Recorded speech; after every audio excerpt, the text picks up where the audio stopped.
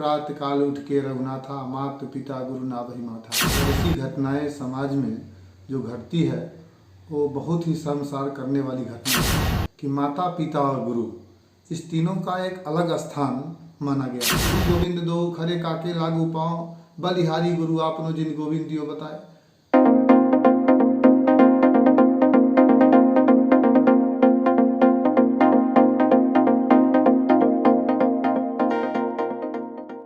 नमस्कार, आप देख रहे हैं WCNews.in और मैं हूं आपके साथ कीर्ति सिंह।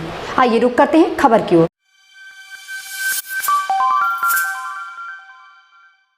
22 का टीचर 20 के स्टूडेंट, आंखें मिली और फिर रचा ली शादी।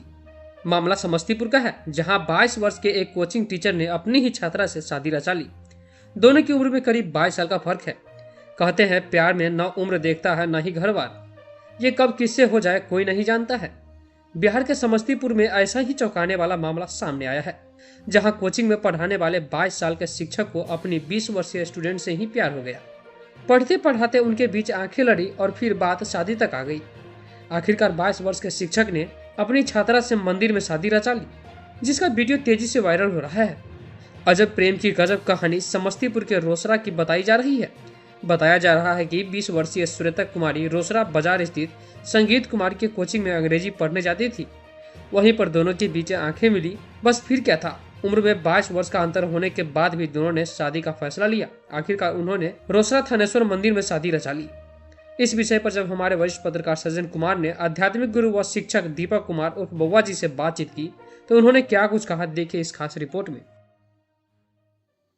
समस्तीपुर जिले के रोसड़ा में एक मामला आया है। 50 साल का शिक्षक अपने ही छात्रा से विवाह किया है। सर, क्या कहना चाहेंगे आप, क्योंकि आप आध्यात्मिक गुरु भी है और शिक्षक भी रह चुके हैं, और ख़ास तौर पर समाज में ऐसी कुरीतियाँ है जिसके लेकर आप हमेशा पहल करते आए हैं। क्या कहना चाहेंगे इस विषय पर सर? देखिए, निश्चित रूप से अगर देखा जाए तो ऐसी घटनाएं समाज में जो घटती है वो बहुत ही शर्मसार करने वाली घटना है, क्योंकि कहा गया है कि माता पिता और गुरु इस तीनों का एक अलग स्थान माना गया है। वैसे भी आप रामायण में भी देखिए तो आया है कि प्रातः काल उठ के रघुनाथा, माता पिता गुरु ना भई माथा। कि संसार में जितने भी रिश्ता है उसमें माता पिता और गुरु तीन का एक अलग रिश्ता है। और गुरु को अगर देखा जाए तो कहा गया है दूसरे शब्दों में कि गुरु गोविंद दो खरे काके लागू पाँव, बलिहारी गुरु आपनो जिन गोविंद दियो बताए। कि अध्यात्म बताता है कि गुरु और भगवान जब एक साथ सामने आ जाए तो पहले किसको प्रणाम करना चाहिए। तो धर्म बताता है कि पहले अपने गुरु को प्रणाम करना चाहिए। इतना ऊंचा दर्जा जिस गुरु का इस समाज में दिया गया है, और वैसे गुरु के द्वारा अपने शिष्या के साथ इस तरह का जो व्यवहार है समाज में एक बहुत बड़ा, समझिए कि कालिक पोतने जैसा है। और ख़ास तौर से अगर देखा जाए तो माता पिता जब अपना बच्चा को गुरु के पास भेजते हैं तो कोई भी दिक्कत होता है तो निश्चित रूप से जाते हैं और वहाँ कहते हैं कि गुरुजी देखिए बच्चा ऐसा कर रहा है, वैसा कर रहा है। तो जब एक गुरु के सामने उसके बुराइयों को हम बताते हैं कि किसी प्रकार से गुरु उसके बुराइयों को दूर करके और निर्मल करेंगे, और गुरु ही उसके साथ अगर गलत करना शुरू कर दे तो ये बहुत बड़ी शर्मसार करने वाली घटना है। और ख़ास तौर से अगर समाज के लोग अगर जागरूक नहीं हुए, इन चीज़ों पर ध्यान नहीं दिए, तो आगे जो परिस्थिति और समय आने जा रही है वो कहने लायक नहीं होगी। अच्छा सर, ये बताइए, गुरु को विशेष रूप का दर्जा दिया गया है, यहाँ तक कि भगवान से भी ऊपर। अब कैसे माता पिता गुरु पर विश्वास करेगा, कैसे भेजाएगा? खासतौर पर उन माताओं पिता को क्या कहना चाहेंगे? देखिए, उन माता पिता के लिए हम निश्चित रूप से ये कहना चाहेंगे, और उन माता पिता के लिए नहीं, इस समाज में जितने भी माता पिता हैं, आज इस भौतिकवाद के दुनिया में कहीं न कहीं लोग धन के पीछे इतना भागते जा रहे हैं कि 1 मिनट का समय उनको चैन का सांस लेने का फुर्सत नहीं है। वैसे परिस्थिति में 24 घंटे का दिन रात होता है, 23 घंटा वो अपना जो करते हैं करें, लेकिन आधा से 1 घंटा कम से कम निकाल करके, और हम लोग जो जय गुरुदेव संस्था से भी हैं, और गुरु महाराज भी कहा करते थे कि बच्चे और बच्चियों का उम्र जब 12 साल पार हो जाए, क्योंकि 12 साल पार होने के बाद काम वासनाओं का शुरुआत हर एक बच्चे बच्चियों के अंदर हो जाता है। उसके बाद कहीं भी वो अच्छा बुरा कर सकता है। और ख़ास तौर से 12 से 18 जो बहुत ही खतरनाक उम्र है, और 18 से 25 भी है, लेकिन उसमें संभावनाएं थोड़ी कम हो जाती है, लेकिन 12 से 18 का जो उम्र है ये बहुत ही लड़के और लड़कियों के लिए खतरनाक उम्र है। तो उन माता पिता से भी हम कहना चाहेंगे कि आप अपना काम जो करते हैं अपने बच्चों के लिए ही करते हैं, अपने परिवार को खुश रखने के लिए करते हैं। भले ही आधा घंटा आप दिन में कम काम करिए, लेकिन आधा घंटा समय निकाल करके अपने बच्चे और बच्चियों को अपने साथ बैठाइए, माता पिता दोनों मिल करके, और उसको अच्छे बुरे का ज्ञान कराइए। खास तौर से अगर देखा जाए तो देखिए, आज पहले के समय में जो स्कूली शिक्षा है उसमें कुछ धर्म की बातें बताई जाती थी, तो आध्यात्मिक विद्या के द्वारा माता पिता और गुरु के कदर को लोग समझते थे, कौन छोटा बड़ा क्या चीज़ है इस बात को समझते थे।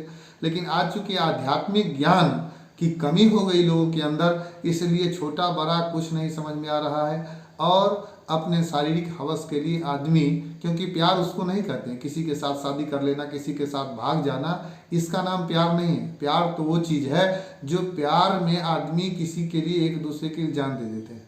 तो जान देने का मतलब ये नहीं कि हम केवल एक दूसरे को शरीर से पसंद करते हैं और एक दूसरे को के साथ लेकर के भाग जाना, एक दूसरे के साथ शादी कर लेना। इसी कई घटनाएं घटित हुई है, जिसके पास कोई लड़का है कोई लड़की है, जिसको एक है दो है, लड़का लड़की है, यानी बच्चे पहले से हैं, पत्नी पहले से है, और फिर किसी और के साथ भाग जाना, इसको प्यार नहीं कहते।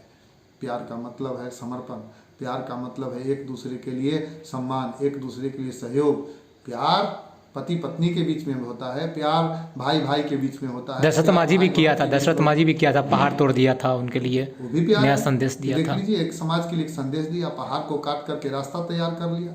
तो प्यार का मतलब ये नहीं है कि वो तेरे नाम में आप देखे थे कि एक लड़की के पीछे पागल होकर के और अपना सब कुछ बर्बाद कर दिया। प्यार का दूसरा नाम है समर्पण। प्यार भगवान के प्रति भी होना चाहिए, प्यार माता पिता के प्रति भी होना चाहिए। तो प्यार निस्वार्थ होना चाहिए, जिसमें स्वार्थ नहीं हो। इसलिए ये प्यार नहीं है, ये कहीं ना कहीं अज्ञानता है। और हम अंत में फिर से उन माता पिता लोगों से कहना चाहेंगे कि अगर आप इस समाज की परिस्थिति को बचाना चाहते हैं, अगर आप चाहते हैं कि समाज में शांति आवे, बाद में आप कितना भी कड़ा नियम बनाइएगा, उसको मार फटकार, उससे कोई मतलब नहीं। कई ऐसी घटनाएं हुई, परसों भी हमारी एक आदमी से बात हुई है, जो एक लड़की जबरदस्ती किसी दूसरे लड़के से शादी करने को तैयार है। तो ये सब घटनाएं जो घटित हो रही है, ये बहुत ही निंदनीय है। और ख़ास तौर से माता पिता जब तक इस पर नहीं ध्यान देंगे, क्योंकि सबसे पहला गुरु इंसान का माता और पिता होता है। आज माता पिता अपने बच्चों से बात करने के लिए भी उनको पास फुर्सत नहीं है, नतीजा है घटनाएं घटित हो रही है। इसलिए हम ये संदेश तमाम लोगों तक पहुंचाना चाहेंगे, लोगों को बताना चाहेंगे कि वे लोग निश्चित रूप से जब भी 12 साल से ऊपर उन बच्चों का उम्र हो जाए, वो कहाँ जाते हैं, कहाँ से आते हैं, किन से बात करते हैं, मोबाइल से किससे बात करते हैं। कभी कभार औचक निरीक्षण अपने मोबाइल, उनका जो मोबाइल होता है बच्चों का, उसका औचक निरीक्षण करें। हमने भी कई लोगों का निरीक्षण किया है जिसमें बहुत सारा गड़बड़ी पाया, तो उसको समझाया है, बताया है। हम लोग भी प्रयास करते हैं। तो इसलिए खास तौर से देखिए, कभी कभार उसका मुंह चेक कर ले कि गुटखा है, पान है, या बहुत ऐसी चीज़ों का नशा तो नहीं करते हैं। तो इस प्रकार से पहले गुरु उनके माता पिता होते हैं। इसलिए उनको बारंबार हम इस चैनल के माध्यम से, और आप लोग का जो पहल है ये बहुत ही सराहनीय पहल है, और यह मैसेज गांव-गांव तक हर समाज के बीच में जाना चाहिए। और उन लोगों से मैसेज दीजिए कि आप अपने बच्चों को निश्चित रूप से एकदम माने समझाइए, बुझाइए। ये सबसे पहला बात है। सर, आपने वैचारिक क्रांति चला रहे हैं, केवल बिहार में नहीं, भारत में अनेकों जगह पर आपने वैचारिक क्रांति हर एक जगह चलाया है। खासतौर पर मैं अभी देखा हूँ राजगीर में भी आप वैचारिक क्रांति चलाया है। और आप इस वैचारिक क्रांति के माध्यम से आपकी संगठन क्या कर रहा है इस पर, ऐसे सामाजिक कुरीतियों पर? वैचारिक क्रांति यानी क्रांति का मतलब होता है एक बदलाव, एक बहुत बड़ा परिवर्तन। तो वैचारिक क्रांति यानी विचारों के क्रांति को वैचारिक, इसी के तहत हम 2016 में राम जानकी मंदिर पर एक वैचारिक क्रांति महाकुंभ मेला का भी आयोजन किए थे। बहुत सारे लोगों को लगा महाकुंभ का मतलब है शायद नदी में हम स्नान करेंगे, जल में स्नान करेंगे, इसको महाकुंभ कहते नहीं।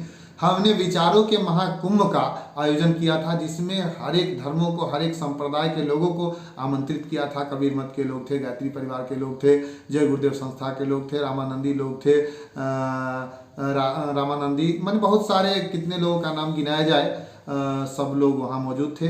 और हर एक दिन जो 11 दिवसीय कार्यक्रम था, प्रत्येक दिन हम एक किसी संप्रदाय वाले के लोगों को समय देते थे, और वो अपने धर्म के अनुसार से लोगों को विचारों को बदलने के लिए प्रेरित करते थे। जैसे विचारों को बदलना क्या है कि हमारे पास जो है उसमें संतुष्ट रहना है, शाकाहारी रहना है, नशा मुक्त रहना है, आपस में प्रेम प्यार के साथ रहना है। इन तमाम बातों पर निश्चित रूप से अपने अपने विचार को सभी धर्म के लोगों ने रखा और लोगों के बीच गया। बहुत सारे लोगों के अंदर ये बदलाव भी हुआ। तो इस प्रकार से वैचारिक क्रांति जो महाकुंभ मेला था उसमें हमने उसके बाद रामायण राम कथा था, बहुत सारी ऐसी चीज़ें थी जिसको हमने वैचारिक क्रांति के माध्यम से 2016 में भी समाज के बीच रखा।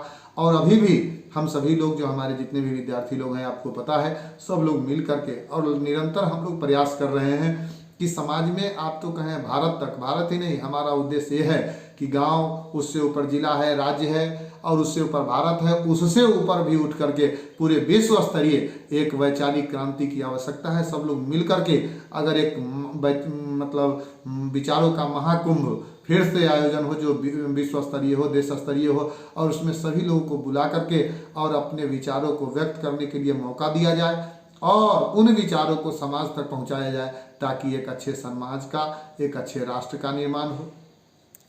सर, अंतिम सवाल है आपसे।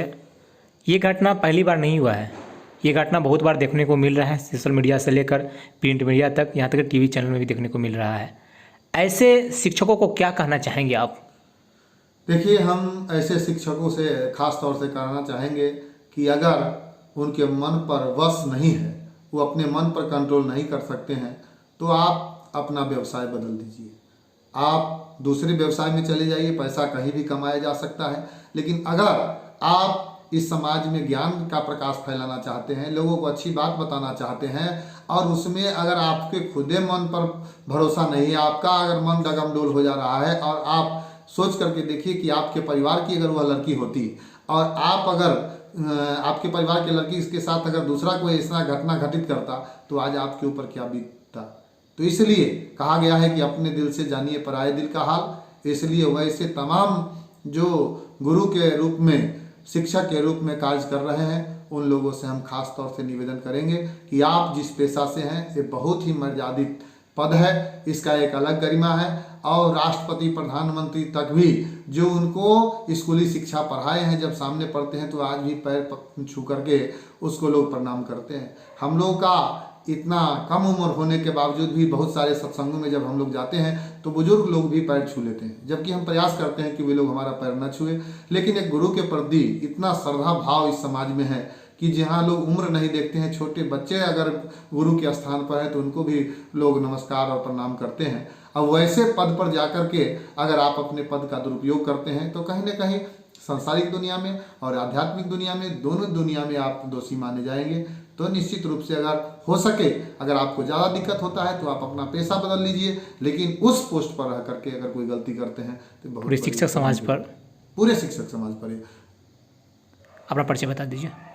हम दीपक कुमार हमारा नाम हुआ, लोग बुआ जी के नाम से जानते हैं और हम जय गुरुदेव संस्था से प्रांतीय प्रवक्ता सह जिला अध्यक्ष मुजफ्फरपुर भी हैं और लगातार अभी भी खगड़िया में कई कार्यक्रम हुआ है पूरे बिहार में और बिहार से बाहर भी हमारा कार्यक्रम लगते रहता है। और जहाँ भी हम कार्यक्रम में जाते हैं 3-4 हमारा मुख्य मुद्दा होता है। पहली बात कि जिस माता पिता ने हमको जन्म दिया है उस माता पिता के प्रति हमारा अच्छा भाव हो, हम उसका आदर सम्मान करें।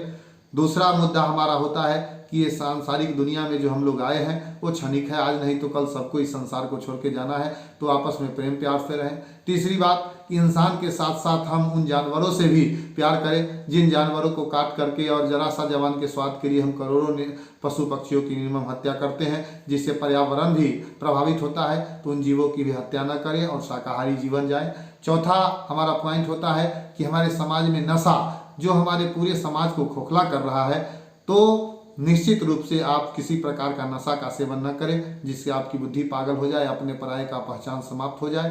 तो नशा से दूर रहें, एक यह भी हमारा मुद्दा होता है। और उसके बाद में समाज में लोग संस्कारी हो, कुछ आध्यात्मिक ज्ञान सीखें। आप राम को मानिए, कृष्ण को मानिए, दादू दयाल नानक पालटू को मानिए, जिस धर्म को मानिए, हम लोग उस पर विशेष जोर नहीं देते हैं। लेकिन आप चाहे जिस धर्म को भी मानते हैं, कोई भी धर्म हमको गलत करने की इजाज़त नहीं देती है। इसलिए सबका मालिक एक है, परमात्मा एक है, भगवान एक है। इस बिंदु पर हम लोग बताते हैं और बहुत सारी बातें होती हैं। बहुत बहुत धन्यवाद।